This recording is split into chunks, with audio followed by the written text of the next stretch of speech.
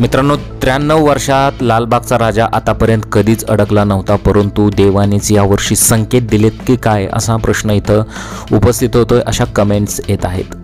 मग लालबागचं जे मंडळ आहे ते बंद पडणार का? तर ही संपूर्ण घटना पाहण्यापूर्वी तुम्ही गुन्हेगारी वाचना चॅनलवर पहिल्यांदा असाल तर चॅनलला जरूर सबस्क्राईब करून घ्या. लालबागचं मंडळ जे आहे कायमचं बंद पडणार, परंतु ते कसं, केव्हा आणि कधी हे तुम्हाला व्हिडिओच्या शेवटपर्यंत बघावं लागेल. समुद्राला तुफान भरती तरी भरतीच्या पाण्यातून मागं सरणारा लालबागचा राजा.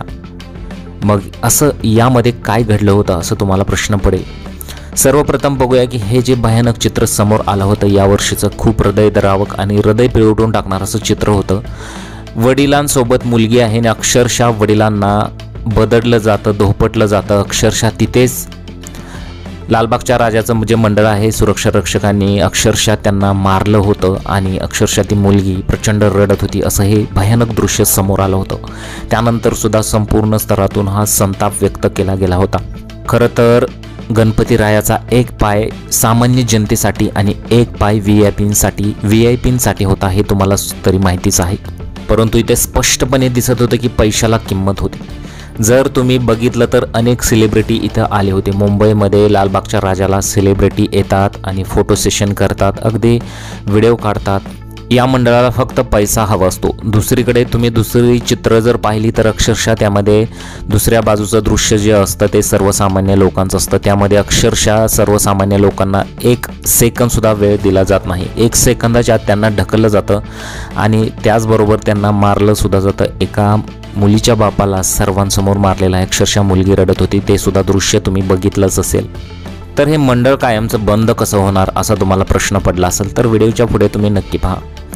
तर तराफ्यावर 10 दिवस गळ्यात 5 घालून फिरणारे मंडळाचे कार्यकर्ते आणि दुसऱ्या बाजूला समुद्रात बाप्पाच्या पायाला घट्ट पकडून बसलेले कोळी बांधव, तिथं असं दृश्य निर्माण झालं होतं. जर तुम्ही बघितलं, न्यूजमध्ये बघितलं असेल किंवा व्हिडिओजमध्ये पाहिलं असेल तर अक्षरशः एका पायाला जे होते ते 5 गळ्यात घालून फिरणारे मंडळाचे कार्यकर्ते होते आणि दुसऱ्या बाजूला समुद्रात बाप्पाच्या पायात घट्ट पकडून बसलेले कोळी बांधव होते. म्हणजे कोळी बांधवांची श्रद्धा तुम्हाला इथं दिसून येते की त्यांचं गणेशावर किती प्रेम आहे.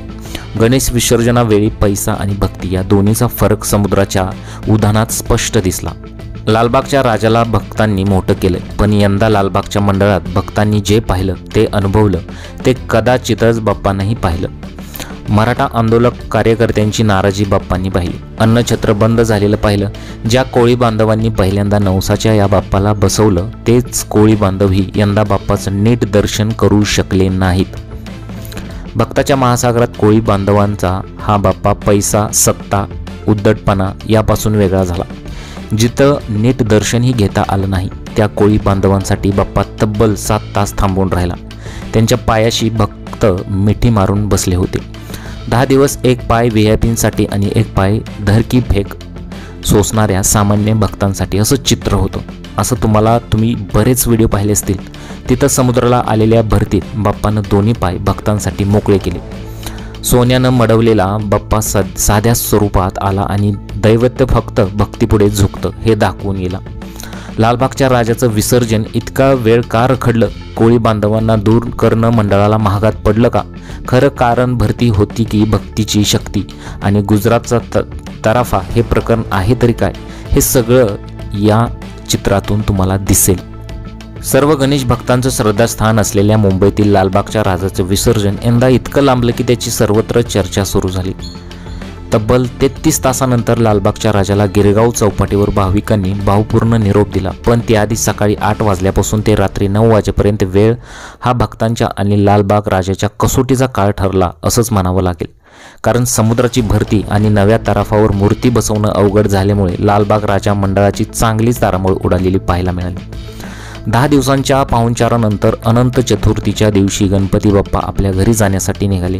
सगळ्यात सार्वजनिक मंडळाच्या बाप्पाचं अगदी वाजत गाजत विसर्जन झालं.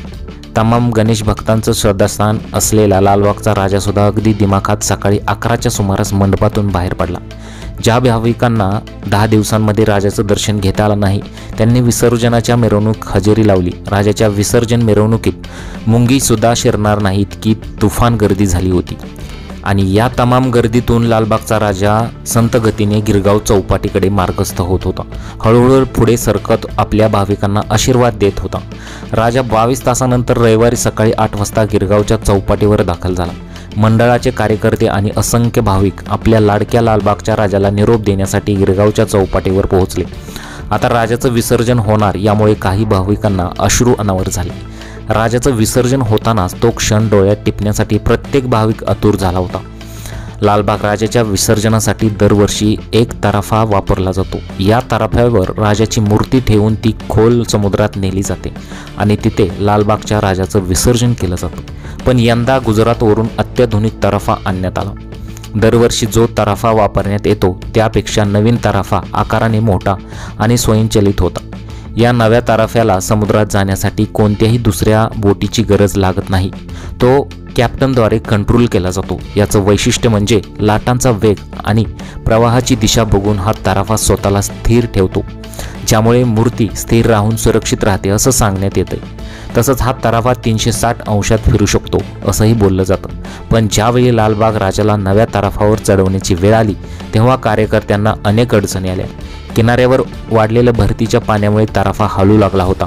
भरतीच्या लाटांमुळे मूर्तीची पाठ आणि तराफ्याची जुळणी काही केल्या होत नव्हती। मंडळाचे कार्यकर्ते आणि स्थानिक कोळी बांधव राजाची मूर्ती तराफ्यावर चढवण्यासाठी आटोकाट प्रयत्न करत होते। बघा, हेच कोळी बांधव आहेत ज्यांना अक्षरशः मंडळाने झिटकारलं होतं, परंतु तेच कोळी बांधव फक्त राजासाठी तिथे आले होते। लालबागच्या राजाला ज्या ट्रॉलीवरून गिरगाव चौपाटीवर आणण्यात आलं ती ट्रॉली कार्यकर्त्यांनी समुद्रात थोड्या आत नेली होती, जिथे मूर्तीचे दागिने सुद्धा काढण्यात आले। पण ट्रॉली वाळूत रुतून बसल्यामुळे राजाला तराफावर चढवण्यात कार्यकर्त्यांना अपयश आलं। तोपर्यंत भरतीचं पाणी चांगलंच वाढलं होतं। मूर्तीची पाठ जड झाली होती आणि ट्रॉलीसुद्धा काही केल्या जागची हालत नव्हती। भरतीचं पाणी राजाच्या कमरेपर्यंत आलं होतं आणि अर्धवट विसर्जन केलेल्या स्थितीत राजा पाण्यात बसून होता आणि जणू काही तो सगळं पाहतोय। अखेर स्थानिक कोळी बांधवांनी समुद्रात उडी घेतली आणि भरतीच्या पाण्यात लालबाग राजाची मूर्तीला घट्ट पकडून बसले होते।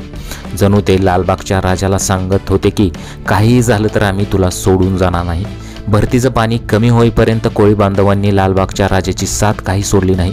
गेली अनेक वर्षे लालबाग राजाचे विसर्जन हे कोळी बांधवांकडून केले जात होते, पण अलीकडच्या काळात लालबाग राजाच्या विसर्जनासाठी तराफा वापरला जात होता।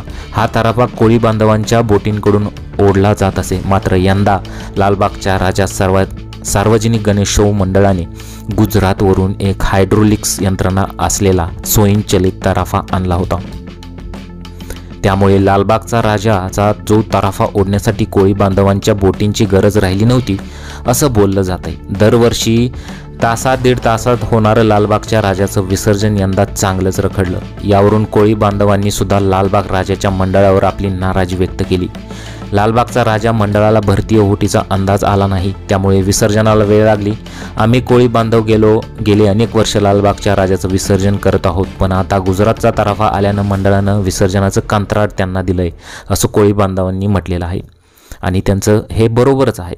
विघ्नहर्त्याच्याच विसर्जनात विघ्न आल्यामुळे मंडळाचे कार्यकर्ते आणि भाविकांची धाकधूक चांगलीच वाढली। किनाऱ्यावर थांबलेल्या भाविकांनी बाप्पाच्या नावाचा धाव केला। काही चुकलं माकलं असेल तर क्षमा कर अशी विनवणी भक्त मंडळी करायला लागली। शेवटी भरतीचं पाणी थोडं ओसरल्यानंतरच मंडळाच्या कार्यकर्त्यांनी पुन्हा एकदा राजाची मूर्ती तराफ्यावर चढवण्याचे प्रयत्न सुरू केले, पण भरतीच्या पाण्यामुळे मूर्तीची पाठ जड झाली होती। अशावेळी गणेश गल्लीच्या मंडळाचे कार्यकर्ते सुद्धा मदतीला धावून आले। तेव्हा मूर्ती थोड्याफार प्रमाणावर हलवण्यात आल्याचं बोललं गेलं। अखेर हायड्रोलिक लिफ्टच्या मदतीने मूर्तीची पाठ तराफ्यावर चढवण्यात आली। तेव्हा कार्यकर्ते आणि कोळी बांधवांनी सुटकेचा निश्वास सोडला। यानंतर गणपती बाप्पा मोरया, मंगलमूर्ती मोरया ही क्षान कोणाची? लालबागच्या राजाची या घोषणाने गिरगाव चौपाटीचा परिसर दुमटून गेला। लालबागच्या राजाला तराफ्यावर चढवल्यानंतर पुन्हा काही काळ प्रतीक्षा करण्यात आली। रात्री 8:10 राजाची कोळी बांधव कार्यकर्ते, अनंत अंबानी आणि मुंबई पोलिसांच्या उपस्थितीत आरती करण्यात आली आणि त्यानंतर 9:12 शास्त्रशुद्ध पद्धतीने अरबी समुद्रात बाप्पाचं विसर्जन करण्यात आलं। यावेळी लाखो भाविकांच्या अश्रूचा बांध फुटला। किनाऱ्यावर उभ्या असलेल्या प्रत्येकाच्या मनात एकच भावना होती की चूक भूल माफ कर आणि पुढच्या वर्षी लवकर ये. जयघोष, टाळ्या, ढोल ताशांचा गजर आणि भक्तांच्या उरातील कृतज्ञता या सगळ्यांच्या साक्षीने लालबागच्या राजाला समुद्राच्या कुशीत निरोप देण्यात आला. आता तुम्हाला प्रश्न पडला असेल की मग हे मंडळ कसं बंद होऊ शकतं. जर लोकांनी मनात ठेवलं, मनात धरलं हे मंडळ बंद पाडायचं तर ते बंद पडू शकतं. परंतु सध्याच्या परिस्थितीला मंडळ जे हे कायमचं बंद हे इम्पॉसिबल आहे. आता ह्यांचं दरवर्षी नेहमीप्रमाणे हेच चालणार, त्यामुळे यांना धडा शिकवायलाच पाहिजे, नाहीतर यांचं मंडळ जे आहे कायमचं बंद केलंच पाहिजे, अशा प्रतिक्रिया उमटत आहेत. जर लोकांनी ठरवलं तर घरी आपापल्या बाप्पाचंच दर्शन घ्यायचं तर ह्यांचं मंडळ जे आहे कायमचं बंद पडणार हे 100% मात्र खरं आहे. परंतु ते लोकांनी मनावर धरलं तर, कारण या मंडळाला फक्त पैसा हवा आहे, फक्त सेलिब्रिटी हवे आहेत आणि सेलिब्रिटी आल्यानंतर आपली सामान्य जनता बावचळल्यागत तिथे जाण्याचा प्रयत्न करत आहे. घरी गणपतीचं दर्शन होतं आहे तरीसुद्धा तिथं बावचळल्यागत सेलिब्रिटी जात आहेत म्हणून ते सुद्धा तिथे गर्दी करत आहेत आणि इथं चूकसुद्धा लोकांचीच आहे असं सुद्धा म्हणायला काही हरकत नाही. तुमच्या प्रतिक्रिया मला कमेंट बॉक्समध्ये जरूर